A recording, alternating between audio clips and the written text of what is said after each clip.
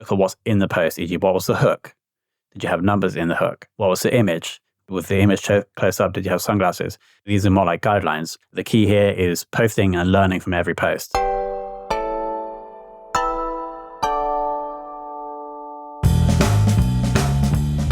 Hello team, and welcome to this episode of Confessions of a B2B Marketer. I'm your host, Tom Hunt, and today we have a solo episode. We're going to be talking about the anatomy of a viral LinkedIn post, and I'm going to break down how I essentially got this post to 70,000 likes, 10 million impressions. And this isn't even the first one. I think I've had about 4 or 5 like this, the biggest one being 300,000 likes and 25 million impressions. And so now I've managed to do it roughly 4 to 5 times. I think there's a formula to it. That's exactly what we're going to be breaking down in this episode. I actually posted on LinkedIn this week the 4 C's, but there's actually 5 C's. So we're going to be going through the 5 C's, or the 5 steps you need to do to achieve the viral LinkedIn post. Now, if you want to check out the post that I'm referring to, there'll be a link in the show notes to the post. You can go and check it out. And so you can look at what I'm doing in that post while you're listening to this episode. So let's jump into this now. So the first thing you need in order to really do anything on LinkedIn, in my opinion, is copywriting skills. Now, clearly LinkedIn is focusing more on video now, but I still think even if you are posting video, the text part of your post is absolutely crucial for getting anyone's attention in the newsfeed. So I think step 1 is to learn copywriting in general. And the best way to do this is a bit of a weird method, but it's actually to obtain really well-written copy, e.g. old school direct response marketing sales letters, and then write them out by hand. Now that is an awesome practice, but it's a bit strange. I have actually probably only done that about 10 times. This is what a real expert copywriters say to do. So I would suggest going to do that. Or you can literally Google copywriting course. You'll probably find a few different ones, and I would just do them. The way you actually get good is by practicing. This is why I think posting daily on LinkedIn is going to really help hone your copywriting skills. The background to this is that I've done a lot of copywriting courses, have done that thing where I handwrite out sales letters, written a lot of blog posts over the past decade. And so when I started posting on LinkedIn regularly, which was 2 to 3 years ago, I had a little bit of a head start. But that's like the first step, which is general copywriting skills. The second step to this first part of getting a viral LinkedIn post is the ability to write for LinkedIn. Now, for this, I would go and study people like Matt Barker, Luke Matthews, Lara Acosta. These people have very good LinkedIn skills or LinkedIn writing skills. When you look at their posts, the structure is perfect. There's obviously no spelling mistakes. It's very concise. It's super important on LinkedIn. Essentially, what we're trying to get people to do is stop when they're scrolling past your post on the screen, read the first few lines and then read the rest of the post. And if there's big blocks of text and if it's not concise, you're going to lose people in that journey. So that's why copywriting for LinkedIn specifically, really short sentences, line breaks, beautiful formatting are really important. So here's step 1. You have to have that skill set if you're going to be able to get the viral post. Step 2 now is that you need an engaged account. Now what this means is that you really need to be posting for months and ideally years to really get a post that's going to kick off. Now, the reason for this is obviously during that time, you're going to build up a baseline of followers or a baseline of people that will read your posts. So that's like part of it. But I also think there's something in the algorithm that LinkedIn will prioritize people that have been posting consistently. Every LinkedIn guru you'll meet will tell you that you need to be consistent with posting. I think that's because the algorithm will just prioritize people that do that, because obviously LinkedIn want people to consistently post content on their platform. So don't be disheartened if you try and run this process where you've only been posting for a month. I would post for 6 months and then try again, as I feel like the algorithm really wants people to post regularly and consistently. Now, next up, and here's a very simple one, is I think the key to getting the viral post is having a picture of you close up, e.g. so your face is taking up, 25% of the screen. It's like almost like you're sitting at a cafe or a restaurant on a 2-person table and someone takes a picture from the other side of the table. That has what works. Like without fail, every viral post that I've done has a picture of me doing that or from the other side of the table. Now, the other strange thing is that it typically works better with sunglasses. I don't know why that is. Now, think about psychology here. Again, what we're trying to do, or the way your post is going to go viral, is because the algorithm shows it to a lot more people. And the algorithm is only going to show it to a lot more people if there are positive signals that the algorithm is getting from your post. Again, think about somebody, maybe they don't know you, maybe they do, they're scrolling through their feed, and then they see a really, really enticing first line of the post.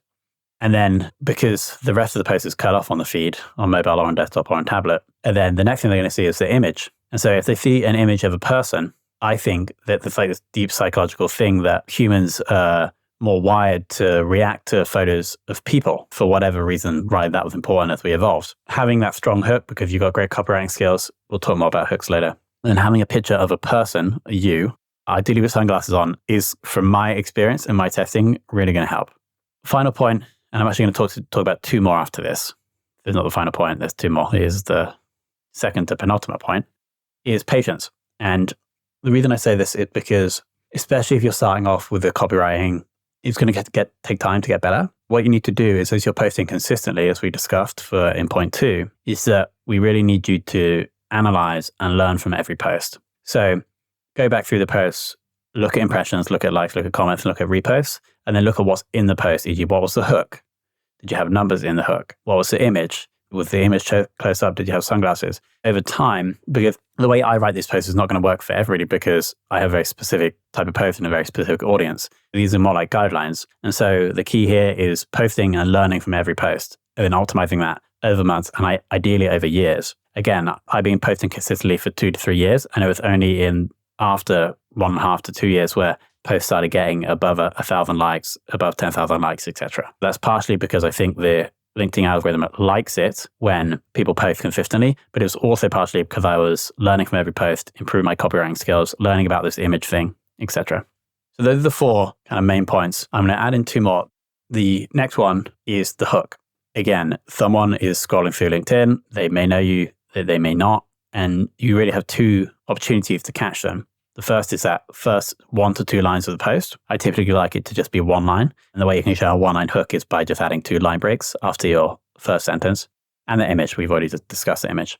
So the hook has to try to either show authority, show that they're going to learn something valuable in the post, or it has to be maybe a little bit polarizing, ideally a statement. So if we break down, again, so to go through the actual example, the hook I used is I canceled a weekly one-on-one with a direct report and had a double line break. So the only thing showing above, like on the feed, is that 1 sentence. A is quite, I would say, accessible to a lot of people on LinkedIn. Like any posts on LinkedIn about HR or work typically work well because that's the thing everyone has in common on LinkedIn. The audience is wider.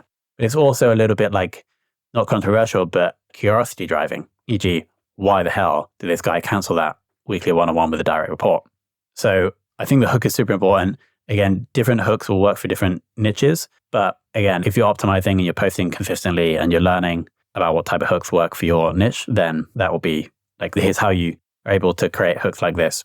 So before we go on to the final point, which is the most important, I think, and also the most nuanced / advanced, I just want to run through the points that we've been going through with this specific post. So go to the show notes, click on the link, and you'll see the post. But as I mentioned, the hook is like that curiosity driving, very simple, easy to read sentence. I canceled a weekly one-on-one with a direct report. Again, no fluff in that sentence. It's only 8 words, and it's a little bit curiosity driving, and it's something that everyone can relate to. 2 line breaks, and then I say why, ? Then I give bullet points. So this is part of the copywriting for LinkedIn skill set, is we really want the post to be skimmable. I've seen that roughly 150 to 200 words total post is like the key for going viral, because I think that's digestible and readable. But if you look at this post, there's no sentence that's more than 1 line. So it's super skimmable. So I say why, and then I give 3 reasons why I canceled the one-on-one. And then I start talking about this thing that's this kind of new word that I'm trying to get people, or this new way of managing that I'm trying to get people to adopt, which is called macromanagement, which is the opposite of micromanagement. Now, micromanagement, if you ever write a post about micromanagement, it's typically going to do well because it's something that everyone can relate to and everyone hates. And then I basically go on to explain how we work slightly differently, and that if somebody's on target and doing all the work, then why do we have that with that one-on-one to micromanage?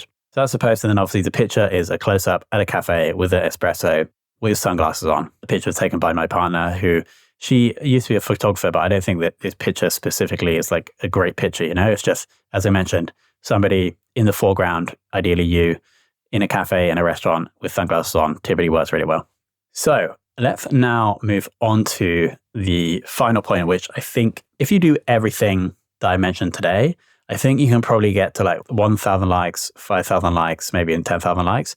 But to get above 50,000, this is what we need. It's what I like to call challenging and obvious belief. Now, before I go into that, let me quickly explain again more about the algorithm. So LinkedIn's incentive is to get people to engage with content, because if they do that, they can sell more ads.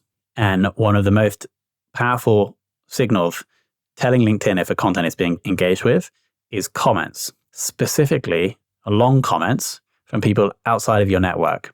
If somebody outside your network is leaving a long comment, that shows deeper engagement than if somebody inside your network is leaving an emoji. Well, why is that? It's obvious, because somebody just leaving an emoji from inside your network probably isn't necessarily deeply engaging or getting value with the content that you're producing, whereas somebody outside your network that doesn't know you and is leaving a long comment is probably getting a lot of value from the content and is engaging and is therefore going to spend more time on LinkedIn and is going to see more ads, so they make more money. So then the question is, how do we get people outside our network to leave long comments? We use what I like to call the challenge and obvious belief method. And here, what we typically do is take something as a fact that is either wrong or definitely more nuanced than we make it out to be. If we're able to do this, then in theory, we get a lot of people to come and point out the fact that we're wrong or that it's more nuanced or that they have a different view. They get to look intelligent in front of their peers because they get to show that they know a lot about the topic. And then obviously we get these long comments, so we get more attention from the algorithm. So if we again go back to this post, I state that I canceled this direct meeting with a direct report because they had everything on track and we didn't have anything to discuss. Now, the obvious caveat to that is, why is it my meeting to cancel? Should I have had the meeting anyway? We could talk about their career. The kind of difference here is that at Fame, our weekly one-on-ones are about just the work. And then we have a monthly chat, which is about their role in their career, etc. So I can cancel that meeting and we still have the monthly chat to talk about the role in their career. But I didn't mention that in the post, obviously. So I'm kind of like ignoring that nuance. And so what that means is we have a lot of people from like leadership, from HR, etc., coming to the post and being like, you should not have canceled that one-on-one because you should either let them cancel it, ask them if they wanted to discuss anything, etc. Obviously, all these people coming in and leaving long comments had a lot of people coming back to them agreeing with me. So it's roughly 50-50. Now, you don't want it to be too negative. If you're too negative, then it's just not a good look. You might be making people angry and it just doesn't look good. I've gone a bit too far on one post where I talked about firing someone, but there was a good message. I wasn't being negative at all, but it was deemed as a bit inappropriate. So I did actually delete that post. So don't go too far, but we do want a little bit of controversiality. We do want a little bit of nuance ignoring, and we do want a little bit of not being wrong, but stating something that could definitely have an obvious comeback to. Because if we do that, we get the comments. So that is the final point, and probably the point that will take you from 1 to 5K likes all the way up to 50 or 300. Let's just quickly look at the 300 one, and to give another example of we'll also link to the 300 one in the comments. Just to give another example, again, a great example. This is actually somebody in our team that was going to work abroad for 6 weeks. The hook, basically saying, I was in a no agenda one-on-one with a team member. She said she was going to work for another country for 6 weeks.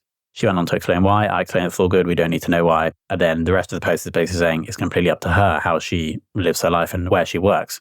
And so there's like an uplifting new way of working vibe to the post. But then the kind of nuance that's being ignored that got a lot of engagement was the fact that I just allowed this person to work from another country for 6 weeks. And obviously this is true. This absolutely happened. But I didn't consider the tax legal implications of somebody working for another country for 6 weeks. Maybe there are. I actually still don't know.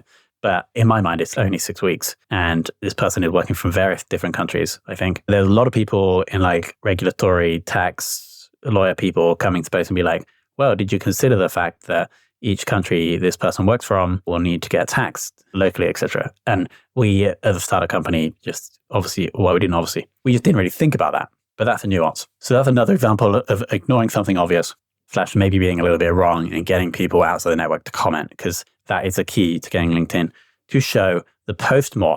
So let's just run through. It's actually 6 things that we covered. Copywriting skills, A in general, and B for LinkedIn. Having an engaged account, e.g. ideally posting for months, if not years. Get a single image in there, ideally of you close up and possibly with sunglasses on. have patience and learn from every post that you do as you're posting consistently. Look at the hook, look at the image, look at the impressions, likes, comments, reposts. And then the hook, point number 5, is nailing the hook. It needs to be ideally accessible and curiosity driving and simple, short sentence with simple words. And then finally, we need to challenge an obvious belief / ignore some nuance. If you combine all these things, I hope and I'm confident that you'll be getting much more impressions with your LinkedIn posts. So we'll link to those 2 posts below, so the 70K one and the 300K one. Check them out. And if you do test this formula, post it, DM me on LinkedIn with a link to the post, and I will write a big comment for you to ideally get the ball rolling. Thank you so much for listening.